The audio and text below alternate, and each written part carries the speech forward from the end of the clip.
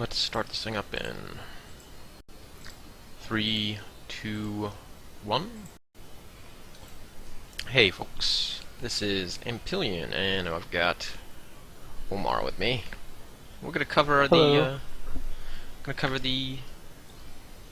recap for essentially kind of the season up to this point. We've got one game left. I thought we'd talk about the playoff implications that this last week is gonna hold. I hate to do it to you, but I'm gonna take groups 1 and 2 and give you 3 and 4. Mostly because I was I ended up kind of playing more with the UK EU bracket anyway. Alright, well, I mean, it has nothing I might to do. have to sort out 4 as we go along, but alright. I mean, it has nothing to do with the fact that it's the easiest of the 2 groups, of the 4 groups, the total. But No, I understand. but really just looking at it for Group 1 Cup right now, or the Group 1 right now. Walrus is on top, 16 points, and then JB and Hal are both at 13. As it stands, Hal plays Walrus, and really he has to win that game to get in. Well, he doesn't have to. I believe. A tie can get him in. Oh no, that's right. That's right. He has. If Jay Brereton ties or loses. Yeah, he beat JB. So if he ties with JB in the end, he's still going ahead. So essentially, JB has to beat Satnel. Yeah, it has to. And then if he does, Well, no, that's actually not true either. Because Walrus can just win, and then he can tie Satnel. That's true. Okay, so really it comes down to more the Hal Walrus game than the JB Satnel game. Because if Hal gets essentially the upset, I guess, because he's one win ahead of him or whatnot. But if he gets the win there, it puts more pressure on him. Whereas if Walrus wins, yeah, he can just straight up tie with Satnel and be alright. But Alright. Go ahead. I was going to say, if we get the 3-way tie, how does that shake out? If it comes down to 3-way tie, at the moment, Walrus has 9 TDs, JB and Hal both have 10, but Walrus has 16 CAS, whereas JB's only got 14, and Hal's got a whole 6. Okay, so that's a tie again. Oops. Yeah, well, it's gonna. It? Well, here's the thing. Like I said, JB and Hal, they're head to head. Hal's got JB beat. Right, but then Walrus and Halcifer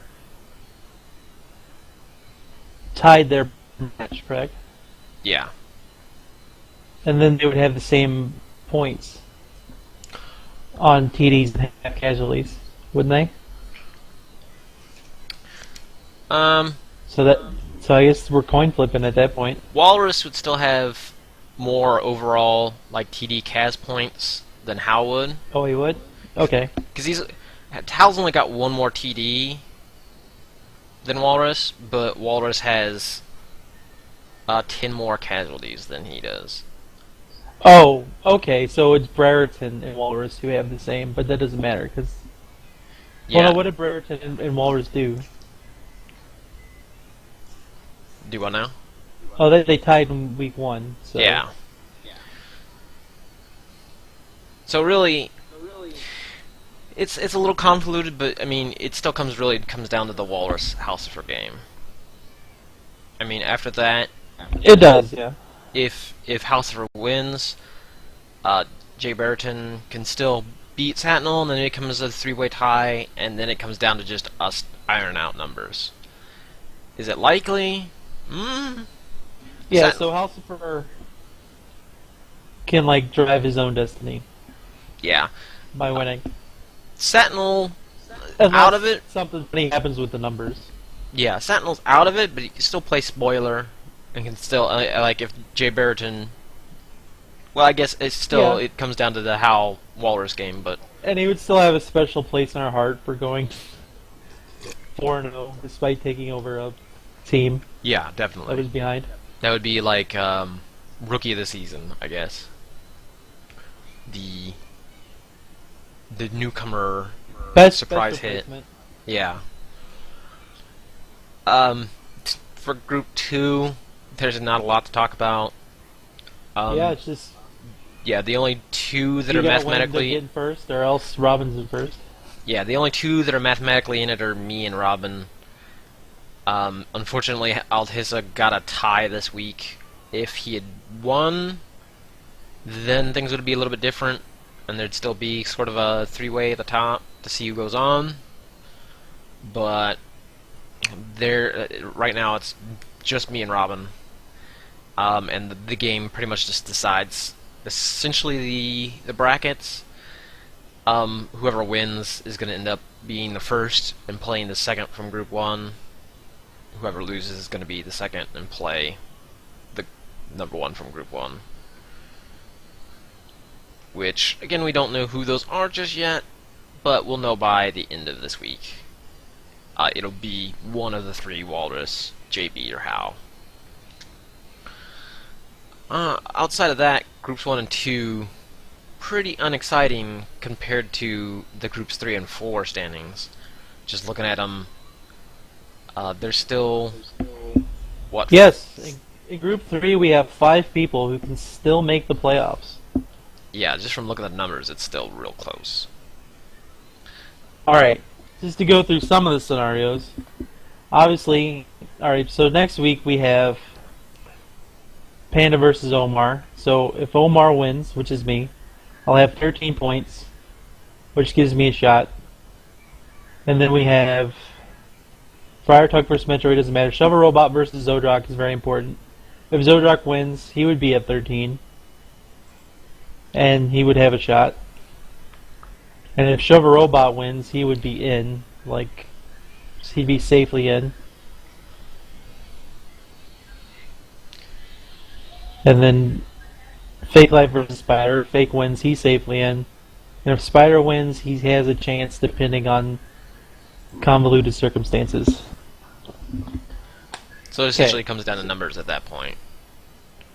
So, if Fake Life were to lose to Spider and Spider would be at 12, then if I were to lose or tie, I would be at 11 or 10, and then Spider would be at 12. And then if Zodrock and Shovel Robot were to tie, or if Robot were to win, then Robot would be at 13 or 15, and then Spider would be at 12. And then Fake Life would be at 12, but would have just lost to Spider, and so Spider would go in as head-to-head. Mm-hmm. So that's Spider's path to the playoffs. Other important things are like, if Spider were to beat Fake Life, and then I were to win, I'd be at 13. And then Zodrock and Shovel Robot would be... If Zodrock were to win, it'd be at 13, but I got him on the tiebreaker up till now because I have 14 TDs and 12 casualties, and he's got 9 TDs and 11 casualties. So unless something crazy happened, I would go forward. Or if Robot were to win, he would be at 15 and I would be at 13. I would go in as second place. A lot of it looks... Now, if Fake wins, I'm probably doomed. Or no, I guess not necessarily. Because Fake could beat Spider, and then Robot could lose to Zodrock, and then I could win against Panda, and then it'd be the tiebreaker between me and Zodrock. So I've got a few scenarios in, and yeah. So as you can see, it's pretty complicated. Yeah, it comes down to really if Fake or and Shover actually both win, they're both moving on. If they Yeah. don't, then it becomes this larger convoluted mess of ties and who All else right. below them wins. Another fun scenario. All right. Here's one that can happen. All right. So Fake Life ties Spider, right? So he's at 13. Zodrock beats Shovel Robot, so he's at 13, and then I win and I'm at 13. But then I've only tied with Zodrock and lost to Fake Life, but Zodrock has beaten Fake Life. So I believe that Zodrock goes through, and then I get eliminated. So it'd be Zodrock and Fake in that scenario, I believe. Correct? Yeah, pretty sure. But then Robot could win that game, and then if Fake were to tie and I were to win, then Fake would go through as well. So it's pretty important for me that Spider wins that game or ties it. Unless Robot loses, in which case I'm good. Well, no, because, alright, another scenario.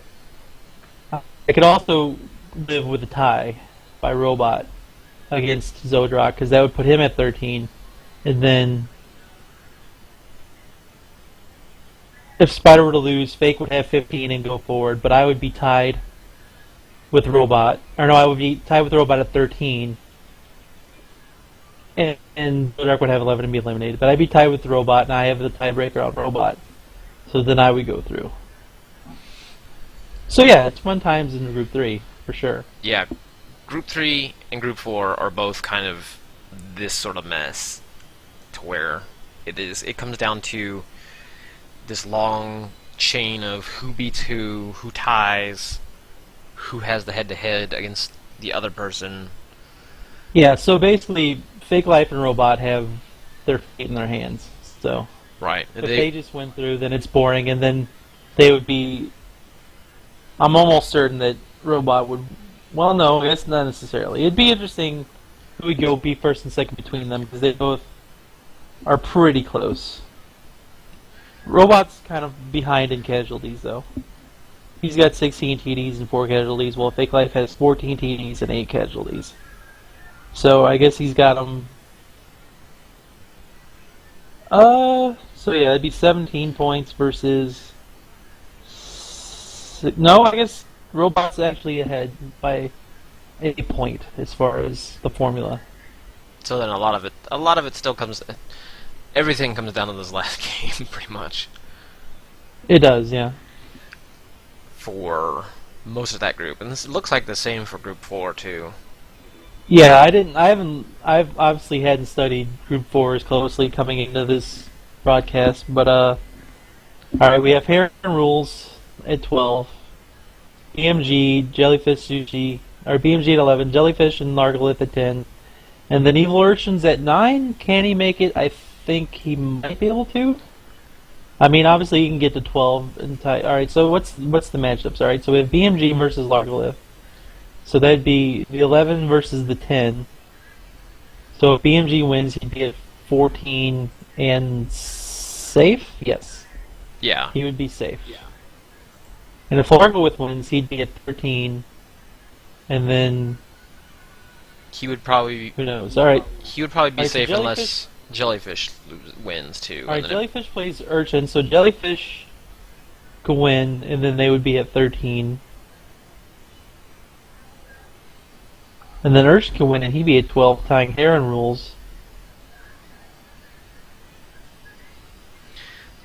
Again, it comes down to a big, And tangly then mess of... BMG could lose to Largalith. No, wait. They could tie, and then it would be BMG and Evil Urchin at 12, along with Heron Rules, who could theoretically lose to Milkman Conspiracy, and then it'd be 3-way at 12. Yeah, there's still... Like I said, there's still a lot of, like, just crazy scenarios that could go on in Groups 3 and 4, because there's enough people still all right at the top. Alright, so, but if Heron Rules or BMG forever wins, they're safe. Both of them are safe. Yeah. So, and Milkman's got a Camry team that hasn't had a lot of luck, so it looks pretty good for Heron Rules. And then BMG versus Largolith is pretty huge game. Yeah, that's And that's then probably their big Jellyfish one. versus Urchin is like can become important. It, like might be important. It's still, I think it's a little bit more important. Well, it's important for both of them, but Jellyfish has the better opportunity to move on. I mean, even if Evil Urchin wins, it still comes down to a bunch of tying mess between the rest of them. Whereas if Jellyfish wins, she's up on top, and then it puts kind of the pressure on All right. Well, if BMG and Herlin to Milkman win. could beat if Milkman could beat Heron Rules and then Jellyfish beats Urchin. Urchin, then she's like in. Or even if BMG loses to Larkolith, then she's tied with Larkolith, who I think has the least amount of points. Yeah, there's still a chance that Yeah, well, no, see, here's what it is. Jellyfish has 5 TDs and 7 casualties, and Largolith has 5 TDs and 6. So they're both really down there. But I guess, they yeah, still so have the last game scores would definitely matter a lot. yeah, when they in still have that the scenario. potential just to leapfrog both Herlin and BMG if they both end up losing or With tying. If either BMG or Herlin loses, then yeah. Yeah. Jellyfish can just get in with a win with either of those 2 losses. Or, well, no, because then Largolith ties, and then it comes down to the tiebreaker. Because it could be like, say if BMG won and then Herlin lost, and then it tied up. So yeah, there's a few things that could happen here. Yeah, the brackets, the group 3 and So- 4 are just a big mess, really. Yeah, both 5 teams have chances. Yeah, Both. so it's kind of hard to tell what the brackets are going to be. I mean, it's from looking at it right now, just from before last days, it's going to be Fake Life and Shover, and Herlin and BMG. Again, that could be entirely different by the time next week is finished, but I mean, it would be looking at Fake Life versus BMG and Shover versus Herlin. Yeah, But again, that's all subject to change. it is. Much. So like, yeah. So looking at it, it seems to be that. All right. So who's got the head-to-head? Let's just check that out versus Jellyfish and Largolith. Okay, so Jellyfish beat Largolith this week, so she's got the tiebreaker on him. Like, full stop. Yeah.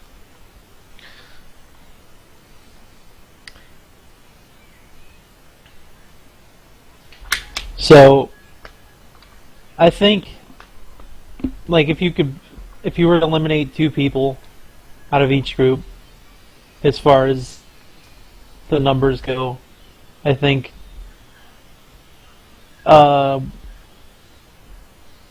like, I, myself, and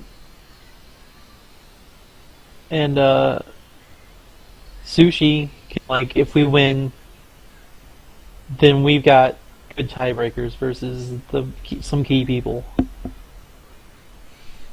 Depending, but not always. Yeah. In other words, I mean, it's like I said, the top 2 groups were real easy to kind of cover over because everybody's either mathematically out or it's just a 2 or 3 person mess at the top. 3 and 4, there's a lot of numbers that are going to need to go through after this week, likely. I mean, there's still a chance Yeah, that because like something crazy can happen. Like, you know, there could be like a 5-5 tie, and then who knows what happens. yeah, school could have some crazy stuff going on down here. I guess I would say kind of the surprising stuff about it though is like I remember looking maybe 2 or 3 weeks ago, and it was Larkolith and Six-Legged Spider up at the top of those 2 groups. And Yeah, they were, Spider has lost 3 in a row. it's gone hard for him since his 3-0 start. Yeah, and Larkalith's lost the last two. So Sushi and Urchin were towards the bottom, but now they're up, still in contention now. Like I haven't seen all of Larkalith's games, but just looking at his team value, it's just he's just not getting level ups. Yeah, I don't think he's gotten a lot of casualties. And Like I'm looking at his SPP, and it's like so spread out, and he just hasn't been able to get level ups, and that's hurt him. I imagine. I mean, it couldn't have helped.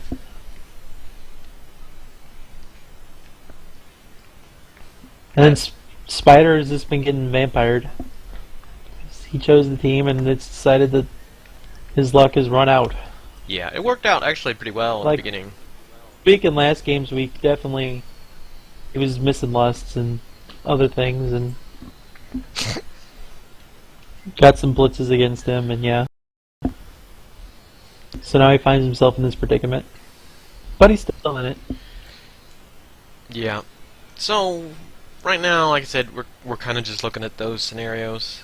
Um, we'll probably post an actual like playoff bracket once this all gets done. It'll be just probably a post on the community page somewhere, probably the front page, and then that way we can kind of go over who's gonna match up with who, and then I'm hoping that we can iron out like a good streaming schedule for the playoffs. Like I'd like to get all those games recorded in some way, because I'd like to have those as a good record for what's been going on so far this season. Maybe encourage some people to check it out for next season. And then I haven't talked to cKnoor about the actual like final game yet, and I honestly don't know who he's gonna play with as far as team goes. I thought he was gonna play changers. That was the original plan. The problem is going to be like the ending value of that team. Like whoever ends up in the win, because I think the changers are like 1,800. So yeah, I mean they can still play. Basically, it's gonna be like way overhead, unless like not like if I were to win, I might be close, maybe. Yeah, and even then, like.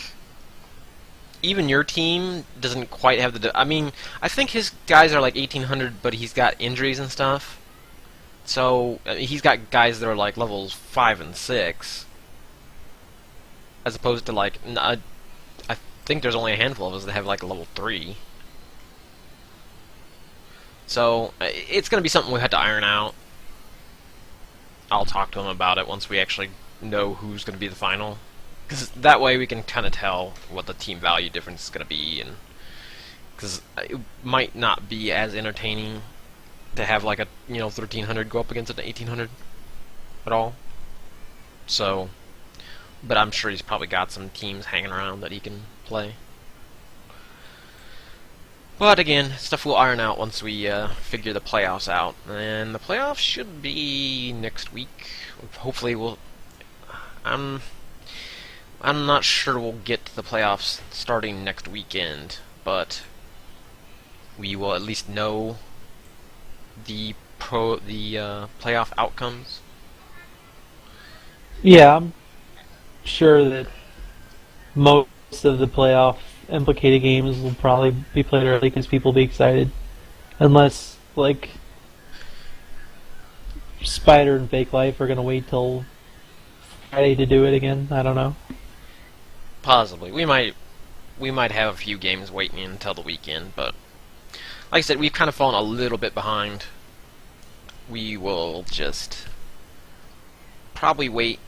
Like if we set up an actual playoff schedule and have it only on the weekends for streaming purposes or recording purposes or whatever, we will probably wait until the weekend after next to start it. So, hopefully we will have everybody filled in on what's going on, and then we can get to properly streaming it, recording it, getting it out there for folks who are interested. Until next weekend, however, I hope everybody has a good one. Have fun Yeah. with your Blood Bowl. May enough will be with you. Unless you're, vampire team. Yeah. Although I think I might want vampires to win next week. I would love to see. I would love to see, like 2 or 3-way ties in 3 of the groups. That would be pretty humorous. I mean, we'd have to sit down and do math for like an hour, but it'll be humorous at the end. But that's all for this wrap up. So later. Yep.